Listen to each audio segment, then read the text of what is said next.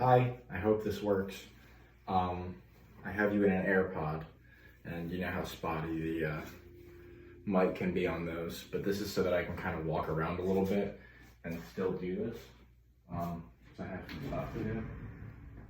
So hopefully this works out fine. I did realize that I can't like click over to my notes to check the stuff that I had been writing down. Which seems obvious, now that I realize it, but I didn't really think of that when I was writing everything down. So I'm kind of just gonna have to do this off the top of my head, which is okay, because I have a pretty good memory. And then the other thing about the stuff in my notes is that now that I'm going back and reading them, most of it seems so stupid and like why did I even write this down? Is this actually something that I would have told Grace a story about?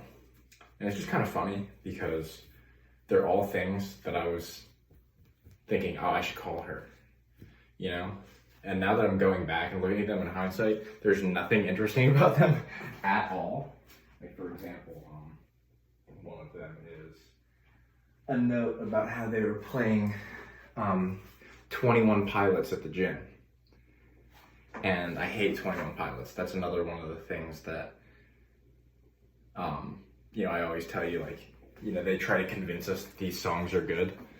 21 Pilots is a great example. The entire era for which they were popular, I was completely convinced that they were garbage. And I was right. But then a fruit fly lands on my hand. Like, you're begging to be killed at that point. And a fruit fly lands on my hand. So, anyway, 21 Pilots is trash. And they were playing 21 Pilots at the gym. And I was just kind of rolling my eyes like, really? I have to listen to fucking 21 Pilots when I live? It was tearing my heart.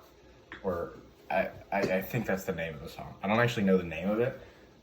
I just know that, it's the song with that in the lyrics. Folding socks right now. So they were playing that, and I remember thinking, I should text Grace about how fucking trash this song is. And then immediately after that, before I texted you, obviously, because I didn't end up texting you, they started playing You Make Me Feel by Cobra Starship, which we both know is heat. So I was pretty torn on that. That was the night that you told me that the music in the clubs they were playing over there was sort of mixed.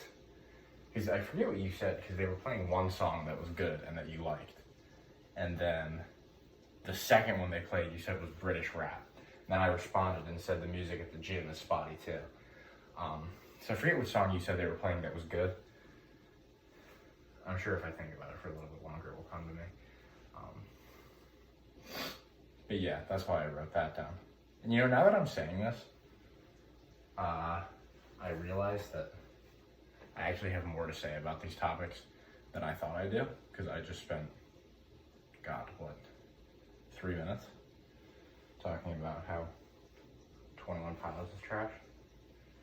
So maybe I have more to say about these things than I think. This is the point where I would tell you to say something so that I could think about what I wanted to mention that I'm forgetting. But this isn't a FaceTime, which is unfortunate. I do have one thing to tell you that I can't tell you right now. That might be a when you visit conversation. It's not bad. It's definitely not bad. It's just roommate. I don't know if you can hear me when I whisper like this. Yeah.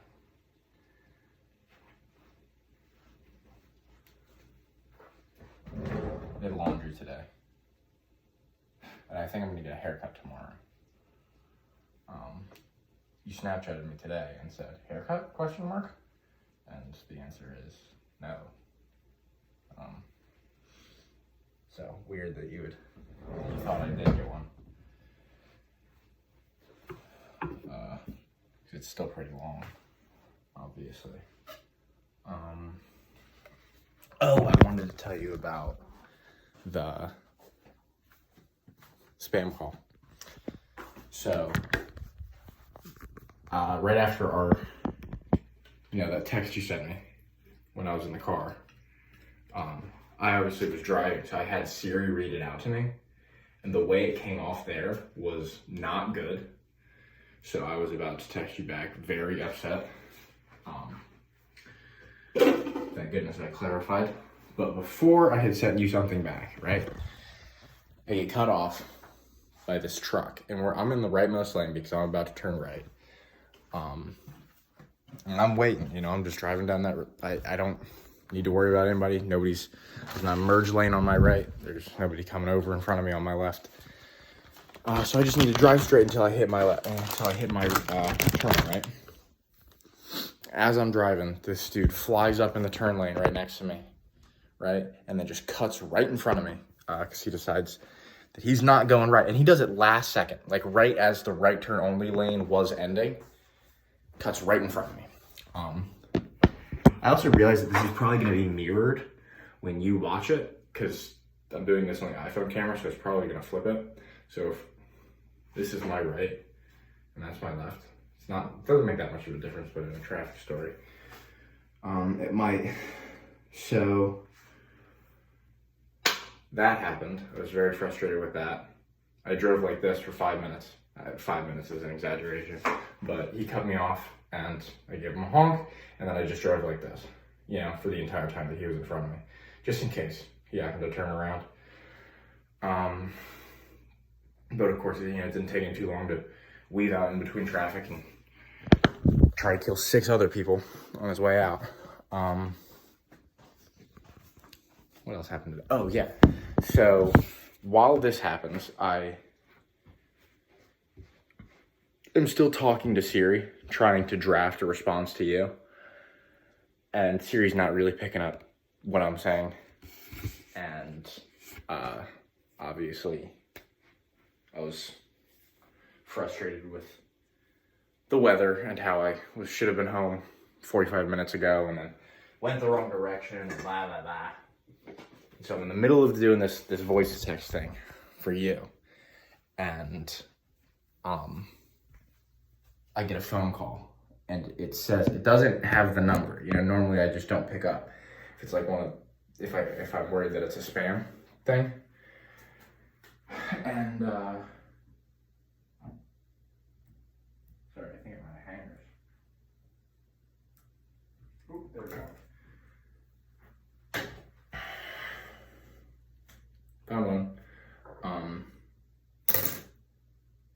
Normally spam call just comes up and it's the number, but this one comes up and it says Elizabeth something from Massachusetts or whatever the area code was, right? So I identified the location.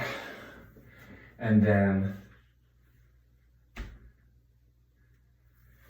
so I pick it up and it goes right to the automated thing, hi, this is blah, blah, blah. Your file came across my desk and your car's extended warranty, maybe, all that stuff, right? And now, of course, like this kind of stuff is not catered towards me. And I understand that, right? Obviously, they're trying to get like elderly people, people who don't understand that when their car's warranty is up, it thinks that the information is valid. What they're trying to do is they're trying to get them on the line and get some sort of personal info from them so that they can either use it to steal money from those people or sell it to other people who are going to steal money from those people. So as far as I'm concerned, anybody that calls me with those sort of spam or phishing attempts deserves nothing but my contempt, and they're gonna get it. But the first voice that you hear is completely automated. So I've been meaning to do this anyway, and they just caught me in the worst mood. and it says like, please press 1 to talk to a representative. I press 1, and I wait, and I wait, and I wait, and I wait. And it didn't take that long, of course. They're just trying to give the impression that they're busy, right?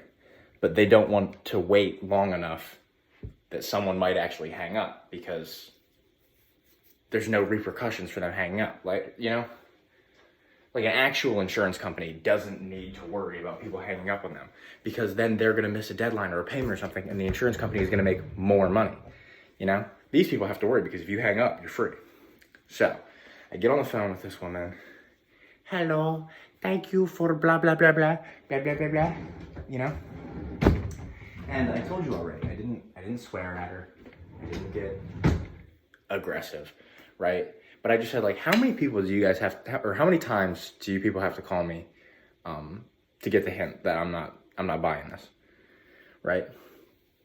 And she just didn't say anything, you know? And I didn't give her much of a chance, because I didn't pause for very long. And I just said, do not, you know, I get 10 calls from you guys a week. Do not call this number again. You understand? And she goes, okay, thank you for your time. And, you know, she starts trying to, like, push me off the line. I don't know why she didn't just hang up. Like, as if she's going to persuade me or something. And I said, do not call this number again. Do you understand? Put this number on a do not call list. I don't want to hear from you again. And then I hung up. So, you know, I wasn't overly aggressive, in my opinion, but they definitely did not catch me in a good mood, and I would have been a little bit more forgiving otherwise. But if I get a call like that again, believe that I am going to be, like, I'm gonna report their number to a CIA, like, spam or phishing thing, you know? What else is going on? I'm shadowing Wednesday and Friday. I don't think that I'm going to have much to do either of those days, but that's fine.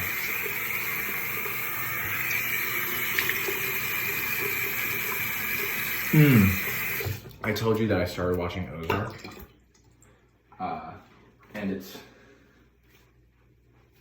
is for sure something I can rant about. It's pretty good. I like the plot of it. But they just, you know, you gotta kind of plug your nose, I said, for parts of it, and that's comes with the territory, obviously, with a Netflix original series, you know? But what drives me crazy is that it's these Chicago, you know, they live in suburban Chicago, and they're forced to move. I'm not going to divulge any, like, major plot points, you know, just in case you're interested in ever watching it. But, they moved to Missouri, like the lakes in Missouri, obviously to try and help their business. I'm trying to think of a way to phrase this without giving away the plot. So they end up in this very, like, rural, backwoods part of Missouri. And it's very obvious right off the bat that whoever wrote this show in an LA boardroom for Netflix was like, I know what people are like in Missouri. And it's just like, really? This is what you think people are like in Missouri? This is, if I were to write a show and I were to, like, write characters that worked in boardrooms in LA, right? Like writing Hollywood scripts, I have to say that they would probably be stereotypical, right? Because I've never been in a boardroom in LA. Like, I understand that part of that comes into it with writing is you have to go off of your understanding. But I have a very unfavorable opinion of people who work in boardrooms in LA. And like to think that if I were writing for one of these things, I wouldn't let that come through. Like, I would at least I would be subtle about it, you know?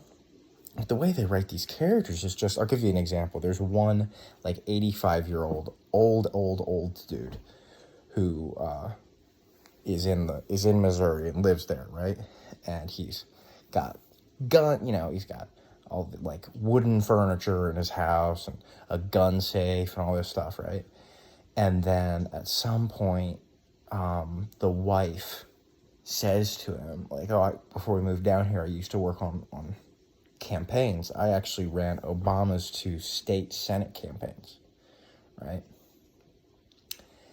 And they say this and that and something about that was before he was President Obama and blah blah blah. And then the old Missouri guy is just like, yeah, well, seems all right to me. Like, he's got a good head on his shoulders. Seems smart enough. Something like that, you know? Like, seems all right to me. Seems smart enough. Something like that, right? And you just have to roll your eyes because, look, I don't care if the character likes Obama or something like that, but it's just almost a blatant attempt, and they do it with multiple characters in this. It's almost a blatant attempt to be like, any character that you like that they run into, they're not yours. They're ours. They agree with us. Any character that you don't like in the show, that you're specifically not supposed to like, they're bad. They're stupid, and they're trailer trash. Right? So any favorable character that they find in Missouri, they find a way to backhand something in there and be like, look, he's just like me, not you. And any character that you're not supposed to like, they put it right in your face and be like, look, see the bad guy? He believes exactly what you believe. And then they just throw in some just like as fuck yous. And just be like, oh, also the bad guy character, the reason he's so religious or, whatever, is actually because he's closeted gay. And it's just like, are you kidding? You guys could at least be subtle about it. So it's starting to irritate me, and it's getting to the point where some of the writing just makes me roll my eyes, specifically the dialogue. So I think I've got like 1 or 2 more episodes before I give up on it. The whole reason I'm watching it in the first place is because my mom recommended it to me. And within the first 5 minutes of the show, there's a lot of sex. Like a lot. Which, again, is fine. But my mother recommended it to me.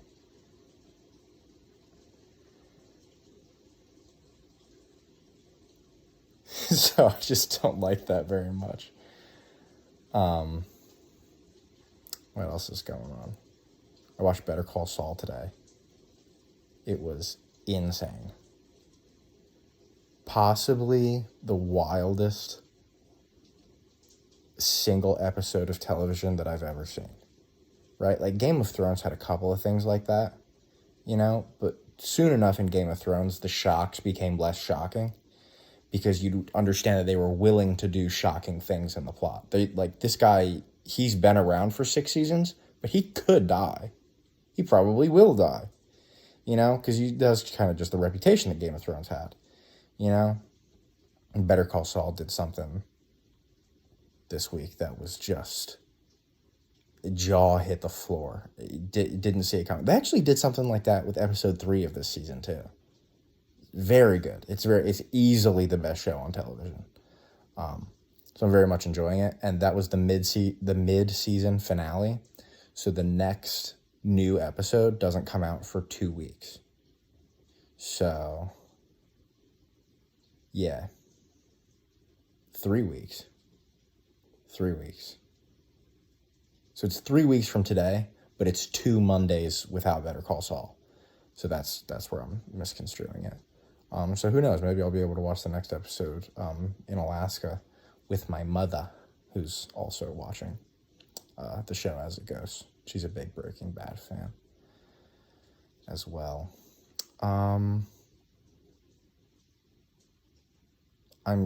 I guarantee there are like 4 or 5 things that I'm forgetting to go over, but I've already been recording this for 20 minutes.